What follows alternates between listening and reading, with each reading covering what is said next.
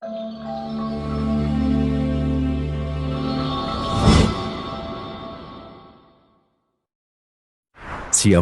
Insinyur Solah Atia ini? Mengapa kematian beliau menggemparkan Kairo? Dengan pemakamannya yang dihadiri lebih dari 500.000 orang.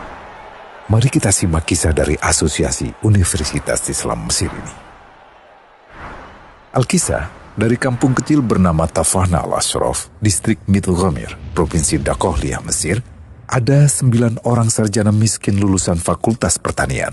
Lalu mereka pun sepakat membuat sebuah peternakan unggas, sembari mencari mitra ke-10. Namun mereka terbentur modal. Maka dengan sekuat tenaga mereka kumpulkan dari hasil menjual tanah, perhiasan istri, hingga meminjam.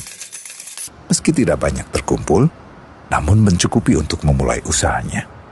Pertanyaan tersisa, siapa mitra yang ke-10? Insinyur Solah, satu dari mereka pun berkata, "Aku sudah menemukan mitra yang ke-10. Siapa?" kata teman-temannya. "Allah," lanjutnya. "Allah akan menjadi mitra usaha kita yang ke-10. Allah akan mendapat 10% dari keuntungan kita. Dengan perjanjian, Allah yang akan memberikan perlindungan dan pemeliharaan, keamanan dari segala wabah penyakit." Akhirnya mereka pun sepakat. Kontrak kerjasama pun ditulis secara rinci dan dicatatkan ke notaris. Lengkap dengan peran mitra ke-10 tersebut. Tak disangka, setelah 1 musim bisnis mereka langsung meroket. Jauh dari yang dibayangkan sebelumnya. Lalu mereka pun kembali bersepakat menambah jatah keuntungan mitra ke-10 menjadi 20% di musim kedua. Dan begitu seterusnya hingga mencapai 50%. Lalu bagaimana keuntungan mitra ke-10 itu dialokasikan? Dimulai dengan membangun sekolah dasar Islam putra, lalu lanjut putri, kemudian sekolah menengah putra, kemudian putri. Tambah lagi madrasah aliyah putra, lalu putri. Tapi karena keuntungan terus membanjir, akhirnya dibentuklah Baitul Mal. Dan mereka pun mengajukan ke pemerintah untuk membangun universitas di kampung. Awalnya ditolak dengan alasan tiadanya akses bagi para mahasiswa.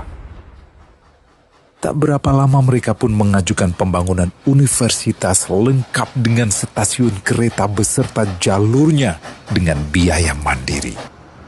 Akhirnya permintaan ini disetujui. Dan pertama dalam sejarah Mesir, berdirilah sebuah universitas di perkampungan kecil. Semakin berkembang, dibangun pula fakultas kedua, ketiga, keempat hingga asrama putri dengan kapasitas 600 kamar. Lalu asrama putra dengan 1.000 kamar. Tiket kereta api pun digratiskan untuk memudahkan transportasi menuju kampung tersebut. Tak cukup hanya itu, dibangun Baitul Mal berikutnya hingga hilang kemiskinan di daerah tersebut. Dan program ini diduplikasi ke kampung-kampung lain hingga bisa dikatakan tak ada kampung yang disinggahi Insinyur Solah kecuali akan dibangun Baitul Mal untuk warga. Bantuan pun diberikan untuk fakir miskin dan para janda. Pemuda pengangguran pun dilatih untuk mengelola perkebunan sayur hingga mandiri, bahkan sampai bisa mengekspor ke negara tetangga. Pada saat panen raya, seluruh penduduk dikirimi paket sayur. Di hari pertama Ramadan diadakan buka puasa bersama untuk seluruh penduduk desa. Mereka memasak dan hadir ke lapangan yang dipenuhi beraneka makanan. Disiapkan juga perabotan untuk gadis-gadis yatim yang ingin menikah. Dan ini semua merupakan sedikit dari banyaknya kebaikan yang dilakukan oleh Insinyur Solah. Hingga pada akhirnya disepakatilah keuntungan perusahaan 100% untuk Allah. Insinyur Solah yang awalnya adalah salah satu mitra usaha berubah menjadi karyawan Allah.